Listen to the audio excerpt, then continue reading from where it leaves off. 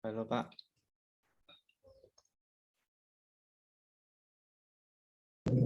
Halo, Assalamualaikum. Assalamualaikum Pak Pur. Pak Aryo, Mas. Sambil nunggu Pak Rudi Pak, belum masih di jalan Pak Rudi. Jadi Pak Pur matur nuwun. Saya nunggu arahan Mas Rio aja, ya. Setengah 4 mungkin beliau baru standby Pak Pur, nyuwun sewu. Siap, Baru di siap, luar kota siap. Pak Pur. Iya, dari Ciamis Oh, kita muter-muter soal sosialisasi undang-undang hubungan keuangan pusat dan daerah. oh, Pak Pur. Masih sekali ya Pak, Masuk. awal tahun ya, udah. Oh iya, lumayan lah. Tapi yang dampingi aja, dampingi bos. Turn right. Ini udah ramai, udah 43 peserta nih. Terima kasih, selamat ya. Ini cuma Mas Rio. ini kebetulan kelas banyak kan kelas MM Pak Pur. Oh, sekalian. Oke. Ini fokus di kelas MM, nanti mungkin ada beberapa dari alumni juga mungkin. Turn right. Oke, good. Ya, kita tunggu. Mungkin di besok lagi kita ada acara lagi tanggal 8 galeri, kita ada acara dengan Direktur PT Telkom Indonesia sebenarnya Pak Pur. Woi, cakep. Ada juga beberapa wakil direktur alumni Unsud Pak Pur. Saya coba kontak. Iya. Memang yang itu waktu itu kan memang kita bilang harus rajin kontak gitu. Anjir, ya, beberapa saya kontak orang Telkom, terus ada alumni wakil direktur ya gitu. Terus iya. Besok mungkin. Nanti dirawat Mas, itu udah punya listnya. dirawat. Jadi tahun depan ada lagi, kan ada perkembangan baru ya. Setiap tahun kan. Monggo. Kegiatan. Harus punya champion kayak Mas Rio ini di setiap labnya. Kalau nggak ada championnya gini. Jadi kita juga baru bikin tim lagi Pak untuk yang besok persiapan kalau ada lomba kementerian lagi kita. Yang kemarin udah istirahat gantian adik kelasnya. Iya, kan yang penting dapat pengalamannya, ya. Dapat pengalamannya. Dan nambah CV juga buat mereka. Tingkat nasional ya Pak. Iya. Oke. Pak Rudi Rumien. Kita tunggu ya. Kita tunggu. Terima sangat Pak Pur. Sami-sami.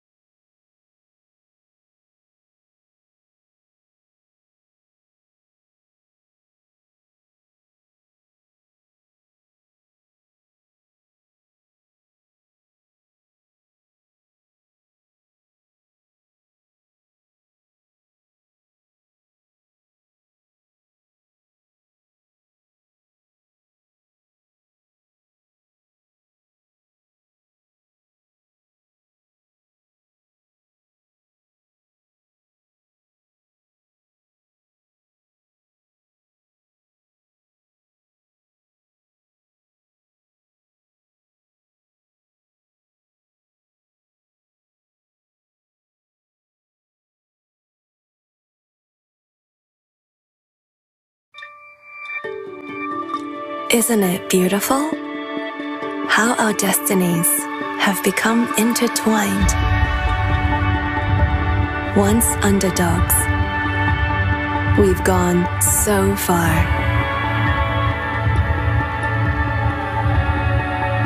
Transforming the Indonesian technology industry, providing accessible daily solutions, and democratizing commerce through technology, fulfilling one shared mission of doing good for all.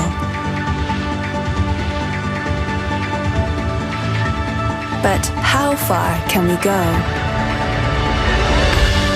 For that very question, we've decided to come together to be stronger.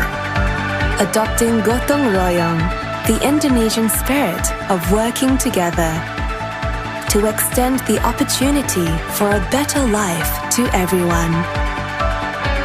Made possible by a team of challengers, passionate for a greater impact. We are local pioneers, ready to shape the global world.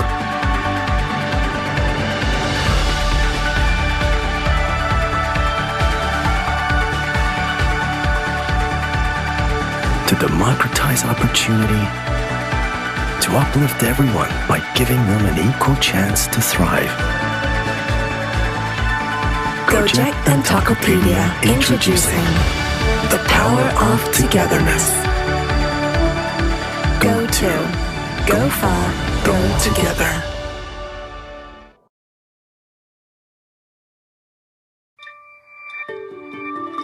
Isn't it beautiful? How our destinies have become intertwined. Once underdogs, we've gone so far. Transforming the Indonesian technology industry, providing accessible daily solutions, and democratizing commerce through technology, fulfilling one shared mission of doing good for all. But how far can we go? For that very question, we've decided to come together to be stronger. Adopting gotong royong, the Indonesian spirit of working together to extend the opportunity for a better life to everyone. Made possible by a team of challengers, passionate for a greater impact. We are local pioneers, ready to shape the global world.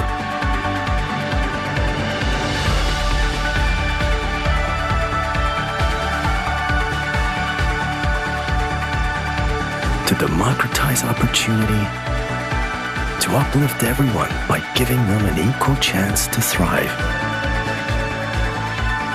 Gojek and Tokopedia introducing the power of togetherness. Go to, go far, go together.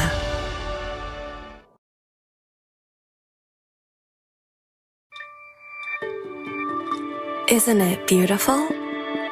How our destinies have become intertwined. Once underdogs, we've gone so far. Transforming the Indonesian technology industry, providing accessible daily solutions, and democratizing commerce through technology, fulfilling one shared mission of doing good for all. But how far can we go?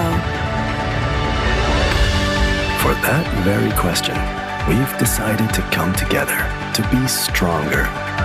Adopting gotong royong, the Indonesian spirit of working together to extend the opportunity for a better life to everyone. Made possible by a team of challengers, passionate for a greater impact. We are local pioneers, ready to shape the global world.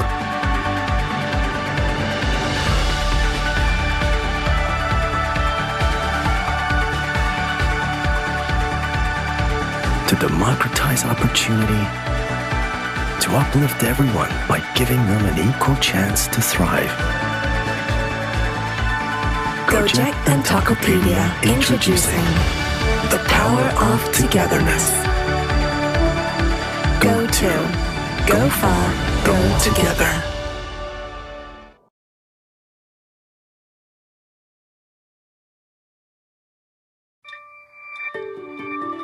Isn't it beautiful? How our destinies have become intertwined. Once underdogs, we've gone so far. Transforming the Indonesian technology industry, providing accessible daily solutions,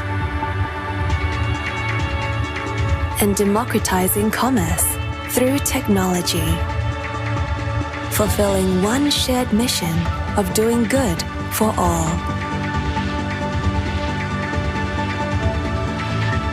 But how far can we go?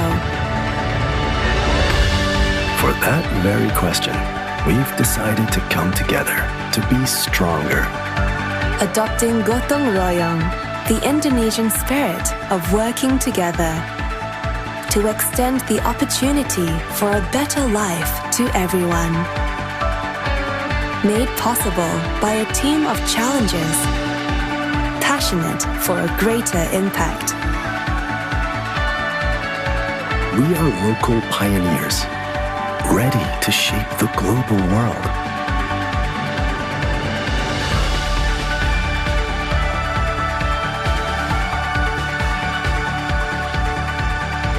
To democratize opportunity, to uplift everyone by giving them an equal chance to thrive. Gojek and Tokopedia introducing the power of togetherness.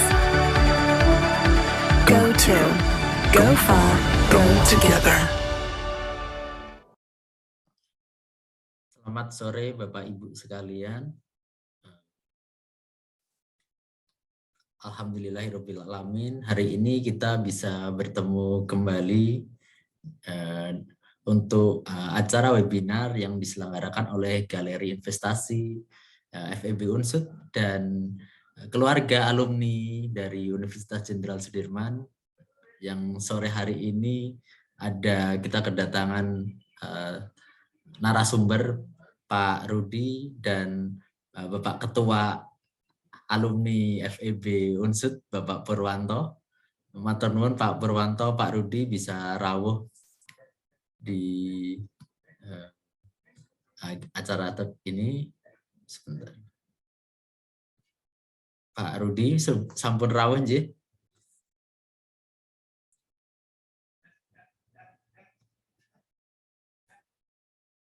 Oke, mungkin untuk mempercepat acara ini, kita tahu bahwa perusahaan teknologi GoTo telah akan merencanakan IPO dari hari Selasa kemarin. Kemudian untuk GoTo sebenarnya sudah ditunggu-tunggu oleh para investor dan diperpanjang kembali untuk IPO-nya hingga besok hari Kamis. Jadi kita di webinar kali ini kita akan membahas tentang beberapa fundamental dari IPO, kemudian mungkin bisa sedikit tips atau apakah IPO dari GoTo ini bisa menarik investor, dan analisanya mungkin bisa akan lebih jelas lagi diterangkan oleh Pak Rudi selaku praktisi.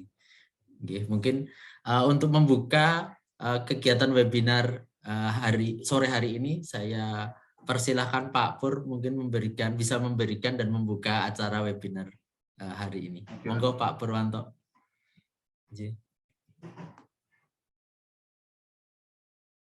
Masih mute Pak Pur.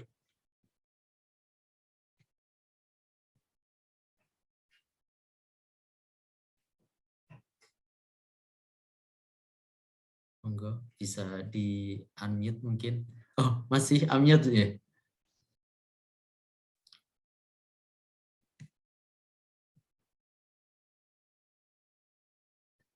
Oh, masih nggak bisa sebentar. Sorry. Sampun. Baru di unmute sama panitia. Tadi saya unmute nggak boleh katanya. Oh, Belum dibolehkan iya. sama hostnya. Oke, makasih Mas Rio. Assalamualaikum warahmatullahi wabarakatuh. Selamat sore, salam sejahtera. Pak Rio, Pak Rudi, nih saya lihat juga pentolan Pak Zainal Abidin, ada Pak Final, nih teman-teman semua nih. Ya, dan yang lain-lain saya mohon maaf tidak menyebut satu-satu. Terima kasih atas kesempatan yang diberikan untuk memberikan sambutan sedikit ya, sepatah dua patah kata. Ini kita buat rencana ini dalam waktu yang cepat ya Pak Rio, Pak Rudi ya. Baru kemarin Pak, kemarin siang. Iya, Pak Rudi langsung kita hubungkan dengan orangnya langsung Pak Mas Rudi. Ya pas ya. Dan saya sambut baik nih, karena memang ini tujuannya kita dari keluarga alumni FEB Unsud. Ya, kita sudah beberapa waktu lalu mempromosikan lab FEB ya, dan salah satunya adalah lab manajemen. Padahal Pak Aryo juga punya lab pasar modal kalau nggak salah ya Pak ya. Galeri investasi Pak. Jadi punya berbagai instrumen yang bisa digunakan untuk menjembatani hubungan dengan alumni, untuk menambah pengetahuan, untuk berbagi pengetahuan dengan mahasiswa, baik S1, S2, apalagi ada mahasiswa S3 di sini saya lihat nih. Ya. Saya sambut baik nih ya. Jadi kita harapkan ke depan kegiatan semacam ini semakin banyak.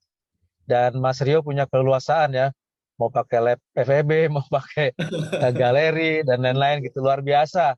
Bahkan mungkin kalau mau dibikin besar, lab FEB juga punya ya Pak Rio ya, yang biasa menangani konten dan acara-acara seperti ini. Lab media. Jadi saya menyambut baik sekali. Itu satu. Kedua, ini pas betul ya, ada IPO dari Goto, Gojek dan Tokopedia. Dan fenomena seperti ini atau event seperti ini selalu menarik buat kita. Baik sebagai pengamat, ya mungkin pengamat ekonomi, pengamat bisnis, maupun mungkin apalagi sebagai pelaku. Ya, saya lihat ini Pak Final ini udah luar biasa itu. Pelaku mungkin udah bukan beginner lagi, tapi udah intermediate sama advance. Karena biasanya pelaku itu ada bermacam jenis. Ada pelaku yang tahu banyak tapi duitnya nggak punya gitu. Jadi nggak punya pengalaman banyak. Tapi ada pelaku yang duitnya banyak, siap ya, jadi langsung main, aktif segala macam, dapat pengetahuan-pengalaman dari situ. Dan kadang mendapatkan ilmu-ilmu baru yang nggak ada di buku ya Pak Final ya. Itu luar biasa tuh, nanti bisa berbagi. Nah itu menarik buat kita ya sebagai pengamat atau sebagai pelaku, dan pelaku itu ada yang beginner sampai yang advance. Ini juga menarik buat kita yang mungkin mengelola perusahaan ya, karena bisa belajar dari perusahaan lain bagaimana menambah modal, menghimpun modal melalui IPO. Tentu belajar dari yang kemarin agak disebut gagal ya, yang Bukalapak Pak Rudi ya. Dikatakan gagal karena awalnya tinggi terus jatuh gitu kan.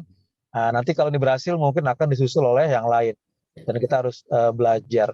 Dan ini juga sangat menarik karena ketika IPO itu melibatkan banyak pihak. Dari perusahaan itu ya semua terjun tuh, yang ngurusin keuangannya, ngurusin regulasi, ya, yang ngurusin hubungan baik dengan OJK, ya, kemudian yang bagian marketingnya, bahkan sampai membuat prospektus dan video tadi, marketing tadi, itu juga ada strategi-strateginya semua, ya, dan termasuk selain perusahaan juga OJK mungkin ngawasin juga bagaimana cara dipromosikannya, cara dijualnya, gitu ya. Dan saya sepakat dengan Pak Rudi kemarin, acara ini bukan promosi jualannya, bukan, tapi belajar bagaimana di satu sisi menangani IPO bagi perusahaan, dan di sisi lain bagaimana kita melihat, membaca prospektus dan kalau mau invest atau enggak ya. Nanti itu dijelaskan oleh Pak Rudi yang saya kira juga sangat berpengalaman di bidang ini. Saya kira itu saja supaya tidak berkepanjangan. Saya sambut baik dan kita akan kerjasama terus seperti ini kita lakukan antara alumni dengan lab atau dengan FEB. Selamat mengikuti webinar ini. Ini waktunya sangat pendek saya kira. Kalau perlu penambahan waktu, nanti tanya Pak Rudi dan Pak Rio. Kalau saya batas waktu IPO besok ya penawarannya Pak, Kamis Besok ya Pak, Mas kita Budi sudah ya. ingin pakai info. Apa mau pakai surat istiqoroh dulu atau enggak saya nggak tahu. Ini Pak Rudi cerita kalau mau invest dan berapa banyak mau invest juga itu Pak Rudi nanti ya yang bisa ceritakan.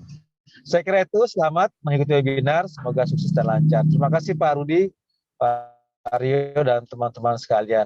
Assalamualaikum warahmatullahi wabarakatuh.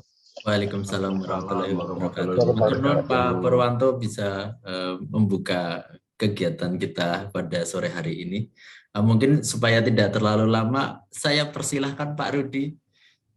Mungkin bisa mulai untuk menerangkan atau mengawali dari webinar kita kali ini. Monggo Pak Rudi.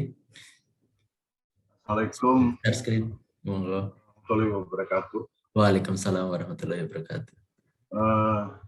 Saya sebetulnya ide itu juga mendadak karena banyak teman-teman trader yang ingin tahu lah tentang apa GoTo, bukan dari sisi kita promosi tetapi bagaimana melihat GoTo itu maju ke IPO. Dan ini adalah fenomena baru di pasar modal, terus terang saja. Karena ada beberapa startup yang sekarang kapitalisasinya sudah mendahului konvensional gitu, sehingga kita mesti hati-hati dalam arti seperti apa mereka melakukan scale up sehingga itu monetasi terhadap value-nya itu mengikuti juga, jangan sampai mereka bakar uang tetapi dari sisi value tidak diikuti gitu. Dalam waktu singkat ini kemarin karena juga bicara dengan Mas Astera, kemudian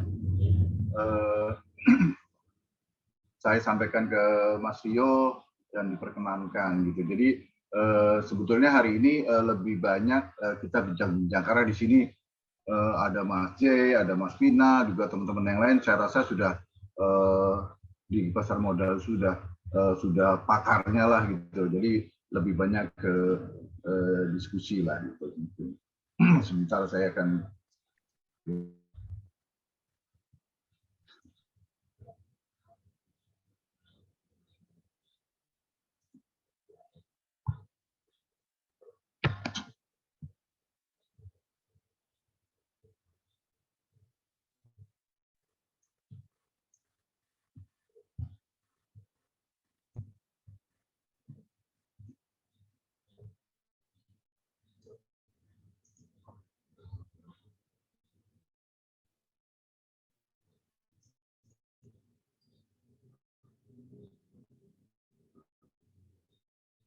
jadi saya melihat bahwa IPO GoTo ini memiliki kapitalisasi yang besar. Jadi sebelumnya sudah ada perusahaan e-commerce juga yang go public, yaitu Buka.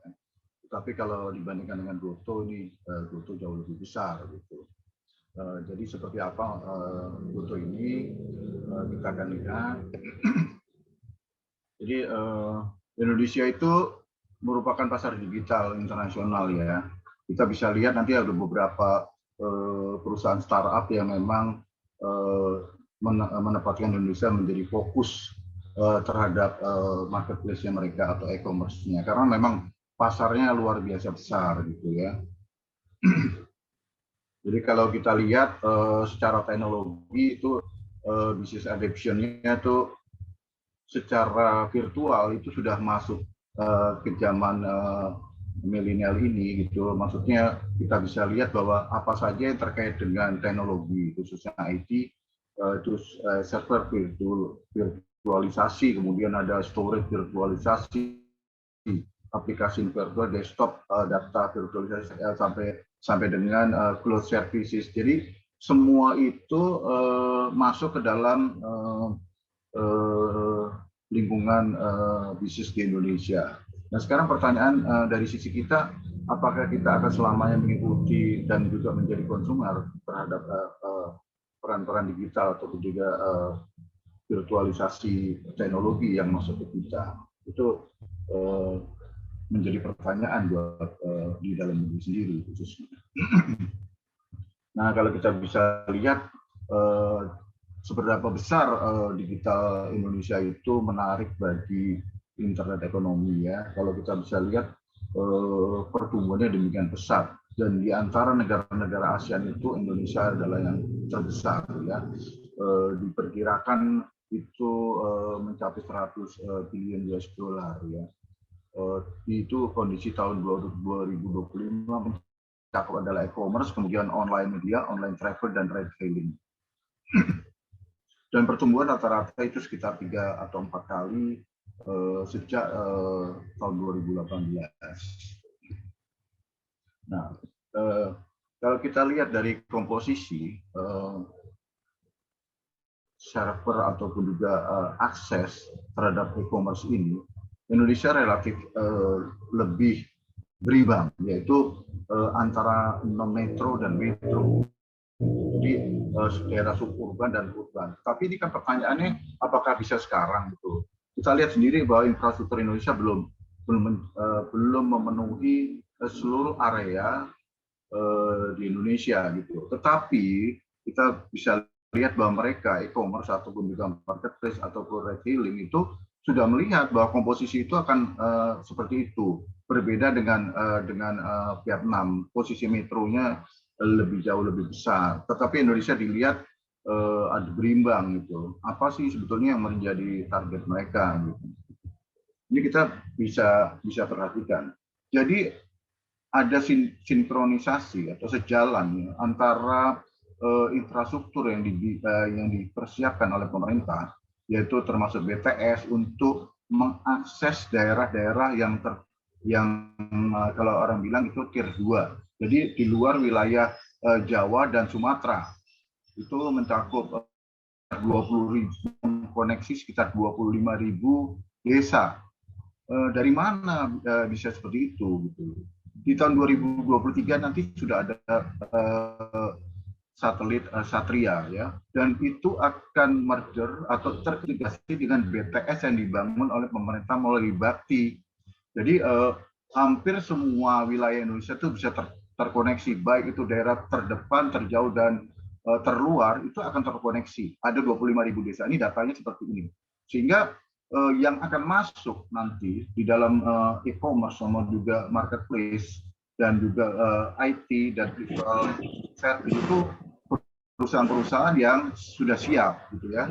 Itu kondisinya seperti itu. Yang mereka manfaatkan infrastruktur yang sudah disiapkan gitu. Jadi kita kembali ke perusahaan startup ini gitu. Jadi kalau kita lihat perkembangannya itu, kalau awal kita masih perusahaan-perusahaan konvensional yang terkait dengan core bisnis masih fokus, kemudian berkembang menggunakan market share, mencapai market share yang lebih luas, baik itu melalui keagenan, baik itu melalui channel distribusi, baik milik sendiri ataupun juga MLM itu digunakan ya. Kemudian kita lihat lagi bahwa kondisi itu mulai secara teknologi mulai berkembang setelah satelit industri itu masuk gitu loh. Jadi satelit industri itu menggunakan national service provider. Jadi satu satelit itu mengcover beberapa area termasuk beberapa negara untuk melakukan penjualan telekomunikasi, jaringan telekomunikasi. Sehingga mereka menyebutnya subscriber. Sehingga perhitungannya itu secara teknis itu akan terlihat dari spot beam atau luasan jangkauan yang mereka akses gitu. Nah, berikutnya itu masuk ke bisnis startup gitu. Polanya juga hampir sama, tetapi marketnya itu relatif berbeda. Artinya mereka tidak menjual secara core, tetapi apa saja bisa dijual asal menghasilkan uang gitu. Apa saja bisa terkoneksi asal memiliki jaringan. Sehingga muncul namanya GTV atau gross transaction value atau gross margin value. Jadi semua hal yang terkait dengan bisnis mereka akan mengakses dan itu membuat suatu nilai tertentu. Nah, itu yang mereka jadikan sebagai revenue gitu ya. Dan berikutnya adalah tentu metaverse ya. Kalau metaverse sudah terkait antara hanya fisik dan juga non fisik. Jadi mereka sudah akan arahnya nanti akan ke sana, tetapi kita baru tahap ke startup. Startup ini mengkolaborasi seluruh bisnis ekosistem yang ada. Nah, pertanyaannya apakah startup ini memiliki kecenderungan menjadi bubble atau bisa saja nilainya mendadak turun gitu ya. Kalau dari sisi tersebut apa saja menjadi kendala gitu ya. Pada dasarnya mereka startup itu akan fokus kepada pertumbuhan, growth. Jadi skala ekonomi yang dipacu oleh mereka, termasuk dari sisi kapitalisasi pasarnya ya. Jadi apa yang akan mereka lakukan adalah mereka melakukan penekanan psikologis, itu artinya sistem penjualan juga beda ya. Jadi namanya consumer experience itu berbeda dengan kondisi yang seperti dulu. Sekarang consumer experience itu jauh lebih luas gitu ya. Kemudian mereka juga mudah untuk memperoleh pendanaan. Pendanaan yang bertahap itu mulai dari seri A yang awalnya adalah angel, kemudian seri A, kemudian B dan C dan seterusnya sampai nanti exit-nya itu melalui IPO. Beberapa peningkatan harga itu mereka cenderung akan menekannya gitu, karena luasan ekonomi, skala ekonominya gitu. Nah, GTF atau GMF itu adalah salah satu perhitungan mereka, yaitu di mana mereka akan memperluas industrinya, memperluas pangsa pasarnya yang terkait dengan jaringan atau teknologi ya. Yang kita lihat tadi, Indonesia itu diantaranya adalah market terbesar. Kemudian infrastruktur itu tahun 2023 akan terkoneksi antara BTS dengan satelit. Dan jangan lupa bahwa satelitnya itu, Satria itu sudah high throughput satelit. Jadi tidak lagi 3G tapi bisa sampai dengan 5G. Kita bisa bayangkan apa yang bisa diakses gitu oleh mereka, khususnya untuk marketplace e-commerce ini gitu ya. Jadi begitu luasnya bahasa Indonesia. Jadi mereka memanfaatkan potensi market di daerah-daerah tier 2 yang sekarang kan belum diakses oleh mereka, belum bisa diakses. Kemudian pertumbuhan tersebut, startup akan mengejar pertumbuhan apa saja, mereka akan istilahnya akan mereka gulung gitu, seperti apa polanya. Nah, dari sisi GTV itu menghitungnya adalah metrik operasional. Di mitra itu melakukan transaksi, dan itu seperti gambar saja Gojek, itu 10 penumpang misalnya. Rata-rata penumpang itu 10, maka dia akan memiliki potensi untuk satu kali mitra mereka adalah 100.000. Nah, itu ditotalkan seluruh mitra dan juga konsumer yang ada. Tetapi mereka tidak mencatatkan itu sebagai net sales, karena net sales itu sendiri adalah merupakan bagian dari komisi yang diperoleh dari startup atas penjualan yang dilakukan oleh mitranya. Nah, kondisi ini dilakukan melalui platform yang dikembangkan oleh mereka.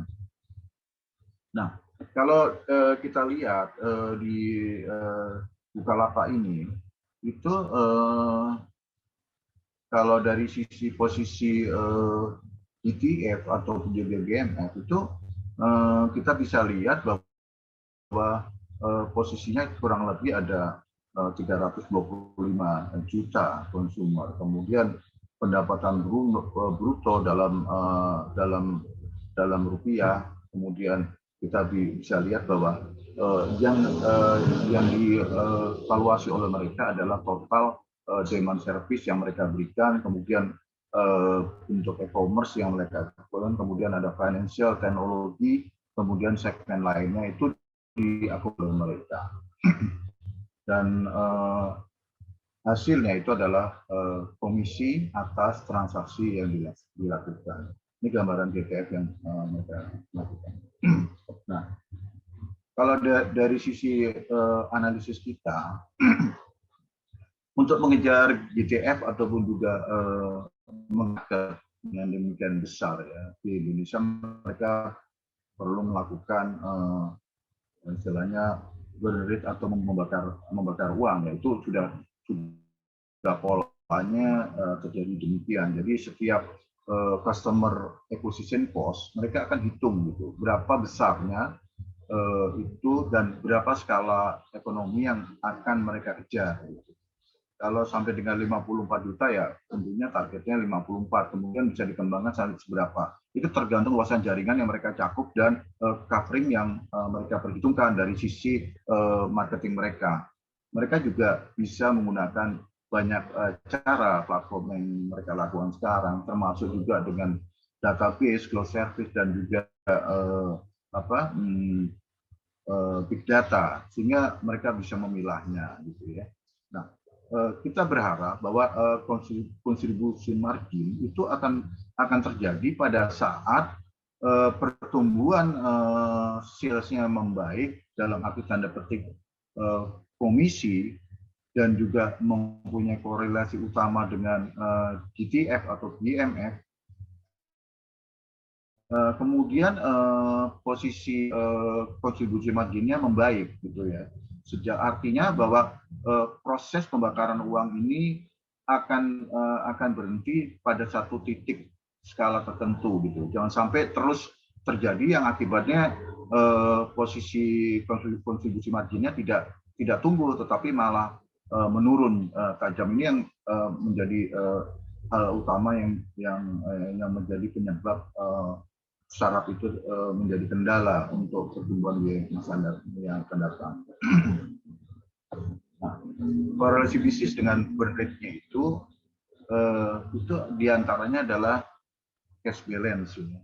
Kalau orang bilang apakah cash-nya mereka itu cukup solid, ya. Artinya cash itu kan free cash flow. Dari mana saja mereka memperoleh revenue, kemudian komisi yang mereka dapat, itu dari sisi operasi.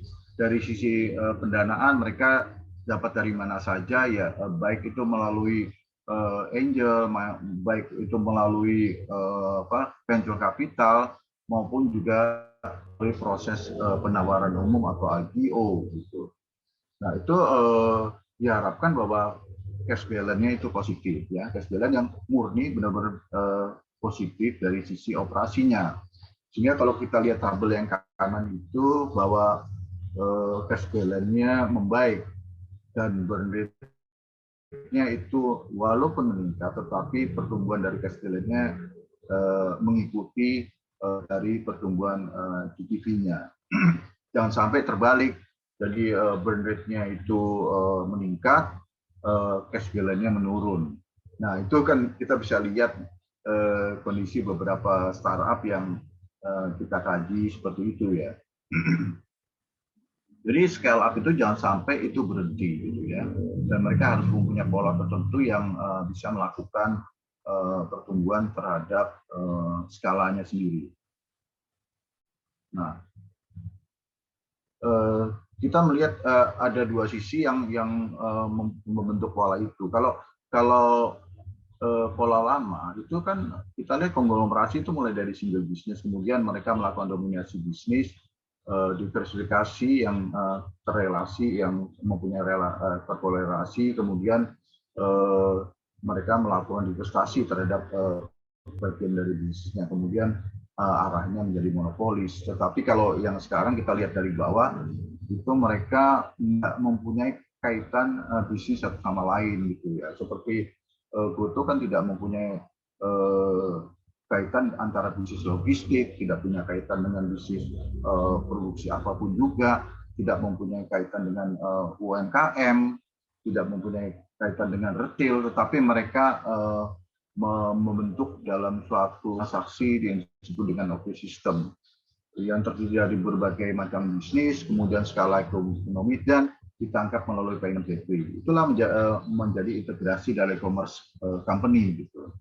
Nah, arahnya itu tentunya saja menjadi monopoli, gitu. Kalau kita diamkan marketplace, gitu, dengan kondisi kita bisa lihat infrastruktur Indonesia dimanfaatkan oleh mereka, otomatis mereka kan menguasai marketplace kita, gitu, secara keseluruhan. Itu yang akan terjadi, gitu.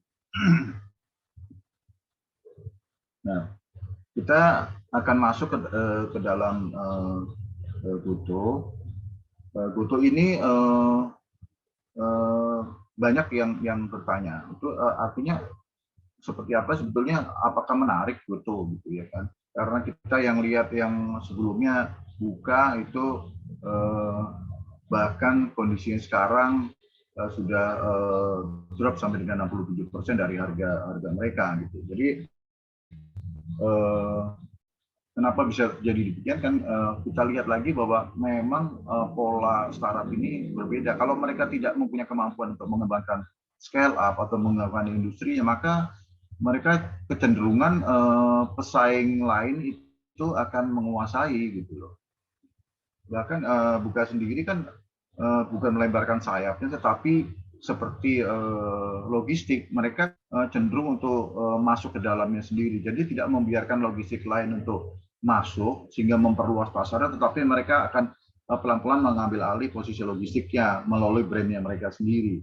Itu yang perlu dipertanyakan juga hal seperti itu. Tapi perluasan dari segi berbagai macam usaha, bisnis dan industri, harusnya mereka bisa jadikan satu, mengintegrasikan menjadi skala industri yang mereka akan grab melalui transaksi. Nah, dari penawaran publik atau IPO, Gotoh ini memasang harga sekitar 316 sampai dengan 346 rupiah ya, dengan nilai nominal Rp1 per saham. Itu adalah saham seri A yang kalau kita lihat itu mencerminkan 4,35% dari saham yang dilepas dari seluruh saham yang mereka miliki. Jadi cuma 4,35% menghasilkan kira-kira sekitar 17,9 triliun. Sehingga kalau kita balik secara total, maka kapitalisasinya itu kurang lebih mencapai 414 triliun dari total saham yang tercatat dalam modal store dan jabatan penuh sekitar 1,19 triliun. Jadi ini merupakan salah satu IPO yang terbesar di Indonesia gitu ya. Nah, ada beberapa pertanyaan dari teman-teman khususnya trader, kenapa ini dimundurkan gitu. Jadi alasan yang dia bahwa dimundurkan dari periode penawaran itu karena mereka menyebutnya bahwa saham ini adalah saham gotong royong. Artinya mereka menjual juga saham-saham ini kepada mitranya seperti Gojek, kemudian GoFood dan sebagainya. Itu ditawarkan melalui platform mereka ya. Jadi menurut mereka karena antusias itu diperpanjang. Itu kan dasar dari penjelasan mereka. Tetapi proses efektif untuk OJK memerlukan data ataupun juga kepiawaian dari penjalin pelaksana emisi. Bagaimana mereka melakukan penawaran, apakah efektif, ya, baik itu secara retail maupun korporasi.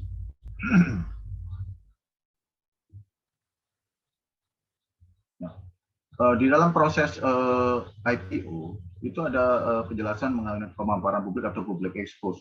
Nah itu kadang-kadang investor agak kesulitan juga karena pada saat itu kita menerima marketing kit itu di dalamnya adalah prospektus dan pada saat itu juga kita melakukan tanya jawab kepada pihak manajemen sehingga biasanya pertanyaannya sangat sederhana gitu karena sebetulnya kita bayangkan bahwa prospektus Gotoh ini 967 halaman, bagaimana kita mau bukanya? Baca laporan keuangan aja dalam sekejap itu ada sekitar 200 dan itu berbeda dengan perusahaan konvensional gitu. Jadi integrasi bisnis itu adalah model bisnisnya gitu. Baik itu kita mulai dari yang awal itu adalah Alibaba sampai dengan posisi yang terakhir di Indonesia adalah Gotoh gitu ya. Jadi sangat tidak mungkin gitu kita sedangkan kemarin saja saya bicara dengan Mas Rio agak kelabakan juga gitu kan. Itu secara fundamental kita akan melakukan analisis. Biasanya kita kan masuk ke bisnis plan dulu gitu. Walaupun bisnis plannya dalam bentuk secara kasar ya, tetapi kan dengan waktu demikian sempit aja kita cukup kelabakan. Apalagi pada saat datang public expose kita mau tanya bingung gitu ya. Kadang-kadang manajemen juga jawabnya seenaknya, ya sering saya begitu gitu loh. Kalau nggak bisa jawab ya semaunya aja jawab gitu loh. Itu yang perlu menjadi masukan gitu, khususnya tentunya otoritas ya. Kalau di New York itu dimungkinkan mereka melakukan tanya jawab gitu secara direct. Jadi mereka sudah menginisiasi kemungkinan untuk dilakukan tanya jawab langsung kepada manajemen yang mempunyai kapabilitas untuk itu. Tetapi tanya jawabnya itu bentuknya secara visual, tetapi terrekod di dalam bentuk seperti timeliner gitu. Jadi sudah kita bisa mengikuti gitu ya. Gampang saja kayak Bukopin ya, Bukopin oleh grupnya mereka itu sebelum mereka melakukan ekspansi ke Asia Tenggara, atau mereka juga melakukan diskusi melalui media itu gitu, sehingga kita tahu.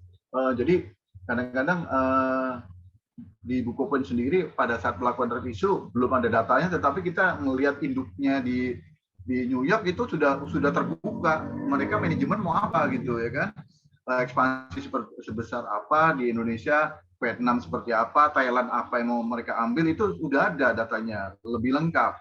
Nah kalau kita bentuknya prospektus cuma 1 hari, nggak nyampe, kita duduk langsung mau nanya, itu juga kalau dikasih kesempatan oleh underwriter, kadang-kadang juga diciri juga oleh underwriter ini, kalau nanya bikin susah orang, kadang-kadang ya mereka nggak kasih gitu. Ya itu kondisinya. Gitu. Jadi kita harapkan ya dialog seperti ini atau diskusi seperti ini secara akademis menjadi acuan juga kepada masyarakat bagaimana melihat satu company secara lebih terbuka gitu ya. Jadi periode penawaran itu nanti berakhir tanggal 24 Maret. Ada periode black period pada saat dilakukan laporan terhadap pelaksanaan public expose, dan itu dokumen pendaftaran sudah siap untuk dilakukan revisi. Apakah nanti ada OJK akan memberikan beberapa pertanyaan terkait hal tersebut. Apabila itu telah terpenuhi, maka pernyataan efektif bisa diberikan kepada perusahaan untuk melakukan penawaran perdana gitu ya. Di dalam proses penawaran perdana ini satu hal lagi bahwa GoTo ini diberikan kesempatan oleh otoritas untuk melakukan green shoe ya.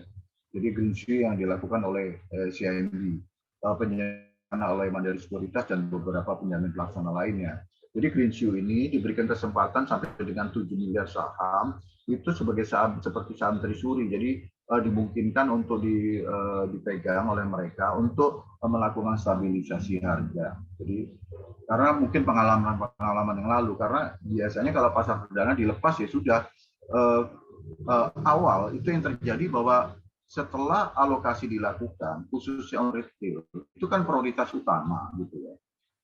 Kadang-kadang mereka nggak sampai 1 hari sudah melepas, mungkin gitu ya, melepas sahamnya. Yang penting peroleh margin ya sudah gitu. Padahal karena alokasi retail ini kan kecil ya, prioritas pertama ya 1 lot udah pasti dapat gitu. Kalau pesen 500 lot belum tentu dapat gitu ya.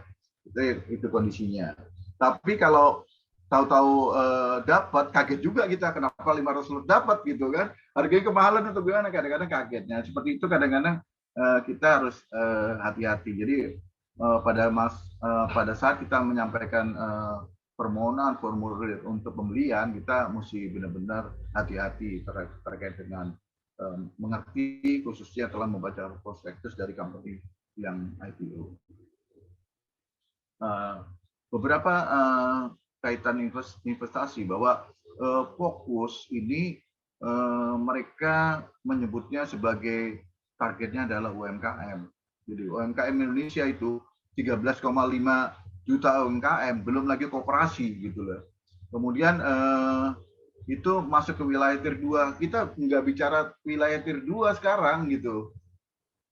Belum ada yang terkoneksi wilayah tier 2 itu sekarang, kecuali BTS yang sifatnya masih parsial berdasarkan spot beam, itu nggak lebih jauh dari 5 km, dan kalau nggak ada BTS ya sudah hilang gitu. Nah, ini mereka sudah baca gitu infrastruktur apa yang akan mereka nikmati gitu pada saat tahun 2023 gitu. Jadi mereka sudah baca. Kemudian polanya itu Goto itu kenapa lebih baik dari Bukalapak? Jadi pesaing utama Goto itu salah satunya ada CL Limited ya. CL Limited ini perusahaan Singapura ya, yang mereka juga sudah tercatat di New York gitu ya, sudah mencatatkan di New York. Dan si LTD ini adalah induknya dari Shopee. Ya. Jadi kita bisa tahu lah, 3 besar e-commerce ini diantaranya adalah si Limited, itu Shopee, kemudian ada Goto, dan ada satu lagi adalah Buka. Ya. Kalau lihat dari kas bersih mereka, itu data dari Telelemar itu kurang lebih 4,7 miliar, kemudian untuk Goto sekitar 2 miliar, dan satu lagi adalah Buka 1,6. Itu kira-kira cash yang akan dipegang oleh dia. Jadi pertumbuhan e-commerce ini kalau kita lihat bahwa mempunyai kecenderungan untuk mengkonsolidasi cengkeramannya gitu. Ini kita bisa lihat Alibaba itu di tahun 2010 sudah menghancurkan seluruh produk sejenis ataupun juga ini. Jadi memang yang istilahnya yang besar kalau mereka nggak siap, yang kecilnya akan ketelan juga gitu loh. Jadi memang model bisnisnya seperti itu. Dan itu mempermudah mereka untuk memperoleh pembiayaan. Jadi para investor, khususnya yang mereka sudah punya spesialis di startup, mereka sudah benar-benar mengerti tentang hal ini. Gitu. Nah, cash burn, pola bakar uang itu akan terus terjadi, gitu ya. Masing-masing kita bisa lihat bahwa di Goto sendiri juga demikian ya. Posisi cash-nya nanti kita akan lihat untuk posisi arus kasnya itu masih negatif dari sisi operasi. Tetapi secara keseluruhan mereka mempunyai arus kas yang positif. Tahun 2020 dan 2021 ini kondisinya positif. Kenapa? Nanti kita bisa lihat. Nah, kalau dari sisi pendapatan, saya bilang pendapatan bersih ini. Pendapatan bersih ini adalah benar-benar dari komisi gitu ya, yang diperoleh oleh mereka gitu ya. Kemudian kenapa demikian kecilnya? Kita lihat bahwa beban pokok pendapatan itu yang harus dikembalikan kepada customer ataupun juga kepada mitra usaha mereka gitu, sehingga menghasilkan beban umum dan administrasi yang demikian besar. Dan bisa kita lihat bahwa kondisi gross ataupun operasional mereka itu relatif negatif ya, itu kondisi yang terjadi gitu. Dan itu belum lagi ada beban keuangan ya. Nah, posisi dari laba sebelum pajak itu posisi 31 Desember itu per 2019 dan juga 2020 posisinya masih negatif.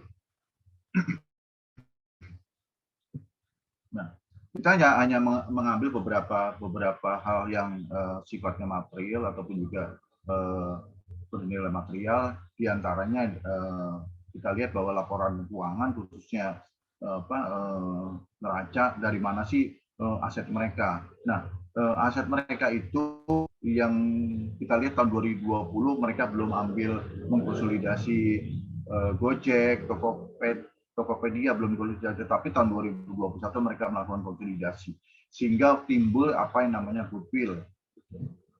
Goodwill itu nilainya sekitar 93 triliun. Nah, itu menjadi pertanyaan ya. Goodwill itu kan kalau kita bisa lihat bahwa itu bukan aset berwujud gitu. Dalam di dalam catatan laporan keuangan ataupun juga penjelasan itu mengintegrasikan berbagai macam bisnis yang mereka konsolidasi, dan itu baik itu nama, baik itu jaringan, kemudian customer yang mereka kuasai dalam arti dari sisi penjualan, kemudian berkembang itu menjadikan muncul hasil goodwill. Dan goodwill itu akan diamortisir oleh mereka setiap tahun. Kalau nilainya membaik, ya mereka juga nilainya akan bertambah. Dan ini ada appraisal khusus tentang goodwill gitu. Nah, kita bisa lihat bahwa nilainya sangat material. Itu yang menjadi pertanyaan, juga perlu penjelasan clear-nya seperti apa.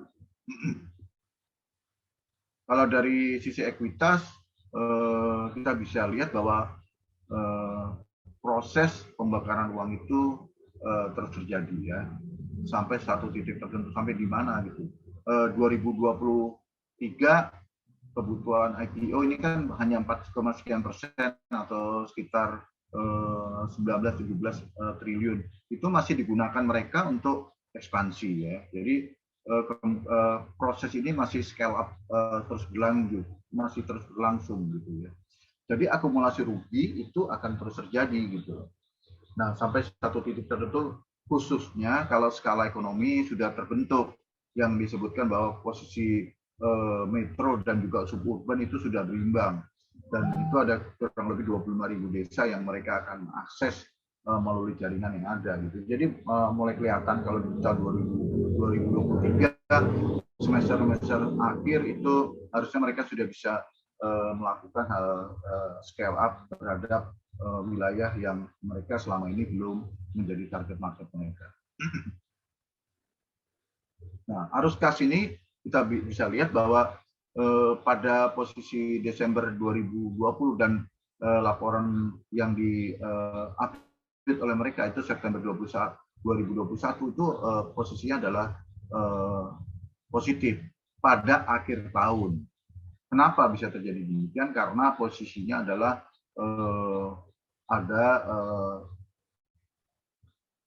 berasal dari pendanaan pihak ketiga ya khususnya. Jadi ada setoran modal, kemudian ini yang muncul dari suara modal non pengendali. Kemudian hasilnya bahwa kalau posisi awalnya dari operasinya itu posisinya masih negatif. Sehingga arus kas dari pendanaan itu posisi sekitar 23, kemudian kas bersih dari operasi yang negatif, ada kenaikan permodalan kurang lebih sekitar 11 dan ditambah dengan akumulasi sebelumnya. Gitu. Jadi kas pada periode ini adalah positif karena posisi dari kas yang berasal dari aktivitas pendanaan. Mungkin itu karena juga waktunya sudah mendesak juga, mungkin terima kasih kalau ada pertanyaan atau diskusi, karena kita mungkin sama-sama berbagi dalam hal ini. Terima kasih atas kesempatannya. Wassalamualaikum warahmatullahi wabarakatuh. Waalaikumsalam warahmatullahi wabarakatuh.